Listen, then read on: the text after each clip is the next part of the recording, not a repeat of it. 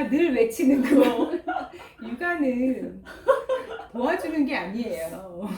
안녕하세요, 킨더버스입니다. 아빠 효과를 들어보셨나요? 네, 영국의 옥스퍼드 대학 국립아동발달연구소 연구 결과에서 사회성이 좋고 성공한 어른들을 어렸을 때부터 아빠들이 육아에 많이 관여한다고 나타났는데요. 이 외에도 다양한 연구에서 아빠의 양육 참여도가 높을수록 아이의 학업 성취도뿐만 아니라 사회성, 인성, 성취 욕구에서 긍정적인 효과가 나타난다고 해요. 저희 킨더복스 쌤들도 다 같이 일하며 육아하며 살림하고 남편들이 함께 하지 않았다면 다 못했을 것 같은 시간들이었는데요.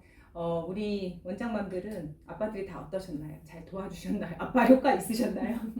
그럼요. 둘째 태어나고 남편을 방통대 유아교육과에 보냈어요. 그래서 유아를 욕하는 소리 들리나요? 아니 이게 뭘 알아야 뭐를 한다고 아무것도 모르는 무지 상태로 있다가는 안 될 것 같아가지고 제가 이제 지원을 했죠.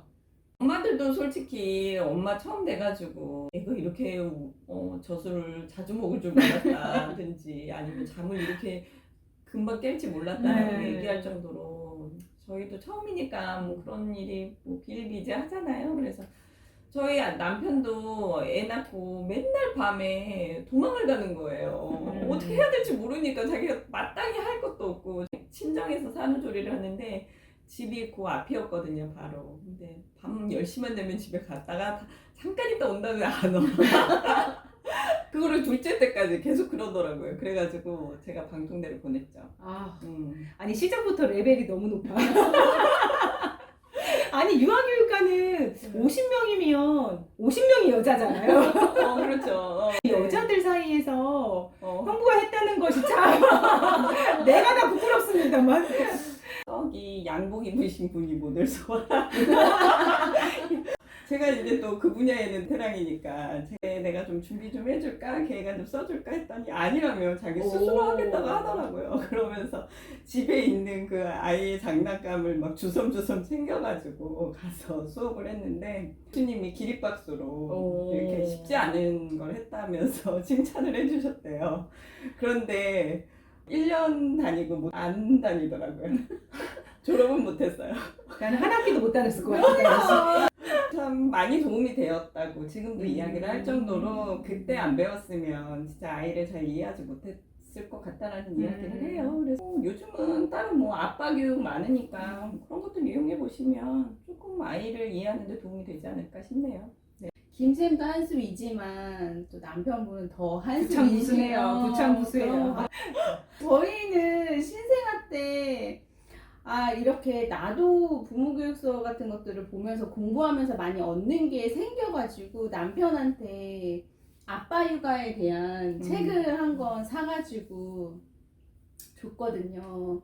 근데 정말 책장 하나도 펴보지를 않았어요. 그래서 이 남편한테는 이 방법은 아니구나 싶어가지고 다른 방법을 써야겠구나 싶어서 오히려 이제 아빠 잘한다 해줬었어요. 그랬더니 조금 나아지더라고요. 그래서 요즘에는 저보다 더 나은 것 같아요. 애가 컸잖아요. 저는 이제 아들을 이해 못하는 부분들이 이제 종종 생기는데 남편은 아이의 행동을 보고서 남자애니까 저럴 수 있어. 나도 저런 느낌이 있었어. 나도 뭐 저런 장난감 가지고 싶었어. 라고 이제 저를 이해시키더라고요. 선생님은 어떤 방법이 있으셨어요? 제가 이 컨텐츠를 준비하면서 많이 생각해 봤거든요. 근데 저희는 아기가 어렸을 때는 아기를 자기가 안으면 아기가 어떻게 될 것 같은 그런 무서움에 대부분의 아빠들이 그러셨을 것 같아요. 맞아요. 어렵고 불안하고 큰일이 날 것 같고 힘들었을 텐데 아이가 조금씩 크면서 누구보다 안는 게 수월해지고 막 이러니까 굉장히 스킨십 같은 거를 많이 했었고 그리고 제가 이제 원을 운영하면서 아이들을 저는 데리고 다녔잖아요.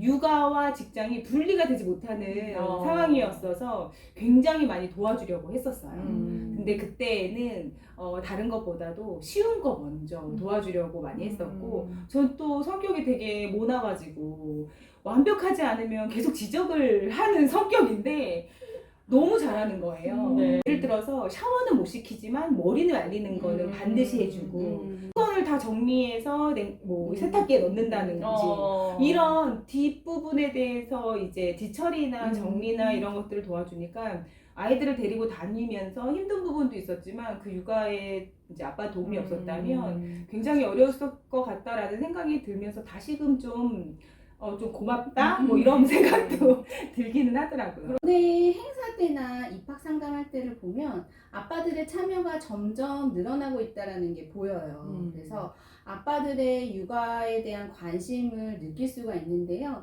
또 반면에 보니까 맘카페에 아빠들의 육아 참여를 갈망하는 엄마들의 글을 종종 보게 돼요. 똑같이 처음 키우는 건데 왜 엄마는 되고 아빠는 안 되냐.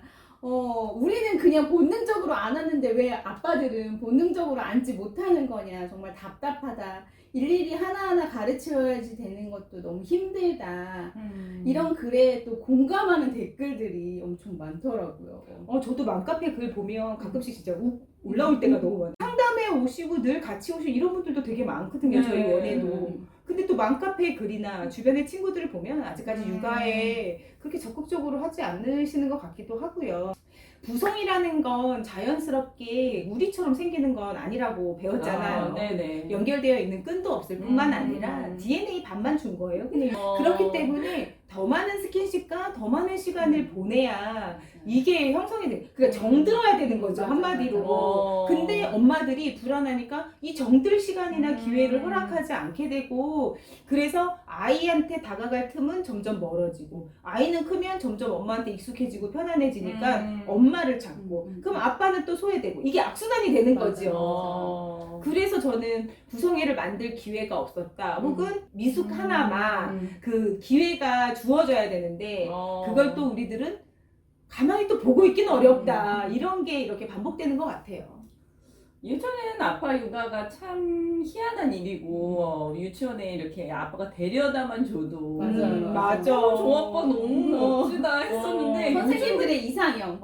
찐템. 근데 요즘은 진짜 많아졌어요. 맞아요. 요즘 이제 엄마가 직장 나가고 아빠가 그 아이들 돌보기도 하고 육아서도 육아서도 많이 쓰잖아요. 네, 육아서도 너무 많이 나오고 있어요. 아빠들의 그 육아 참여에 대해서 그 에피소드를 한 것들 굉장히 많이 나오고 있고 또 엄마 그 또 휴가 보내주는 아빠들도 있잖아요. 호캉스도 시켜주시고. 친구들이랑 놀러 갔다 와라. 그러면 아이랑 또 잘 지내기도 하고. 근데 네. 호캉스를 시켜주고 지가 집에 있어야지.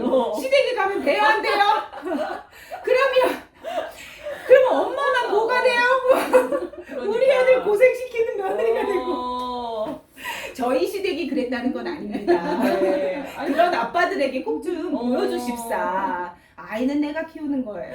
시댁에는 가지 않아요. 우리 신랑은 그나마 친정으로 가가지고 욕은 덜 먹었대요. 제가 욕은 안 먹었었죠. 아빠가 육아에 참여할 수 있도록 한 가지라도 아빠 몫을 주세요. 이제 손쌤네처럼 자기 전에 아이 머리 말리기라든지 주말에 하루는 일정 시간 아빠와 온전히 보내기. 지킬 수 있는 부분을 꼭 주시면 아빠도 아이와 유대관계를 맺는 법을 조금씩 알아가게 돼요. 이 모든 것들이 시작이 힘들지 한 번 시작하면 아빠들이 익숙해져요. 왜냐면 아빠가 그런 반복적인 경험을 시켜주면서 아빠도 정이 들고 아이도 아빠를 찾고 맞아요. 뭐 아빠 빨리 와 이러면은 이 말 때문에 또 빨리 들어오게 되고 그렇게 열심히 또 자기 생활을 하게 되고 우리도 처음에 서툴렀잖아요. 네. 아이가 셋인 집이나 뭐 아빠들이 한몫 안 하면 아이 넷이 되잖아요. 정말 그런 집들 너무 많이 봤어요. 아까 말씀드렸던 것처럼 아주 작은 것부터 했어. 아이의 반응이 좋았어. 아이가 기다렸어. 나도 아이하고 정이 들어. 빨리 들어가고 싶어. 그럼 그것도 내가 해줄 거야. 이런 반복되는 기회를 주면 그 다음에 두 번째 걸 또 시킬 수가 있게 되고 네. 그럼 아무리 사춘기가 와도 아빠가 싫어지고 아빠가 어려워지고 그런 관계는 안 되는 것 같아요. 그래도 조금 서툴러도 허쌤이 이야기하신 것처럼 진짜 잘한다. 너무 고맙다. 당신 덕분이다. 이런 말을 끊이지 않고 해줘야 돼요. 표현하는 거는 꼭 잊지 않고 해주셔야지. 끊임없이 남자들이 해주셨어요? 또 제가 좀 그런 거 약하죠. 근데도 알아서 유아교육을 하시고 맞아요. 참 대단하십니다. 그러니까 그런 부분에서 신경 써주시면 또 남자들이 또 그거에 고마워서 또 맞아요. 잘 도와주니까요. 제가 출산할 때는 출산휴가가 3일이었잖아요. 그러다가 저는 이제 주말 끼고 아이를 낳다 보니까 저 아이 집에 데려다 주고 신랑은 바로 출근하더라고요. 별로 그 출산 휴가의 그 3일이 그렇게 기억에 남지 않는데 요즘은 10일이라고 하니까 그때 제 엄마도 좀 혼란스럽고 힘들 맞아. 때인데 옆에서 지켜줄 수 있는 것만으로도 참 좋은 일인 것 같아요. 그래서 그런 걸 보면 사회적으로도 네. 아빠의 효과를 음. 반증하는 계기가 아닌가. 그렇게 네. 부부가 같이 육아를 동참하는 시간을 주는 거라서 좀 좋은 징조인 것 같아요. 저희는 그런 변화를 느끼는데 음. 그래도 그 지속적으로 도와줄 수 있으려면 기본적인 생각이 좀 바뀌어야 될 것 같긴 해요. 그렇죠. 네. 제가 늘 외치는 거 육아는 도와주는 게 아니에요. 네. 아직도 아빠들은 육아를 엄마들의 역할이고 엄마들의 역할인데 내가 도와주는 거야 라고 인식하는 분들이 계시다면 이 영상 반드시 보셨으면 좋겠습니다. 엄마의 역할이 아빠의 역할이 있어요. 엄마가 해야 되는 부분, 아빠가 해야 되는 몫이 있어요. 근데 그거는 누구의 책임이나 의무가 아니라 함께 하는 거죠. 엄마의 역할을 아빠가 대신 저를 물릴 수 없는 것처럼 반드시 아빠만의 역할이 있다는 거를 생각하셔서 육아를 도와주는 게 아니라 아, 내 부분을 못하고 있구나 라고 생각하셨으면 좋겠다는 걸 이 영상에서 꼭 기억하셨으면 좋겠습니다. 네. 아이가 입시 성공을 위해서는 뭐 아빠의 무관심이 필요하다고 하지만 우리는 대학이 최종 목표는 아니잖아요. 뭐 야근에 회식에 힘든 업무를 끝내고 밤늦게 퇴근해서 아이들 얼굴도 보기 어려운 아빠들도 있지만 우리 아이들은 오늘도 아빠와 함께 놀이하고 싶고 기다리고 있어요. 우리 아빠들 힘내시고 아이와 함께 해주세요. 안녕.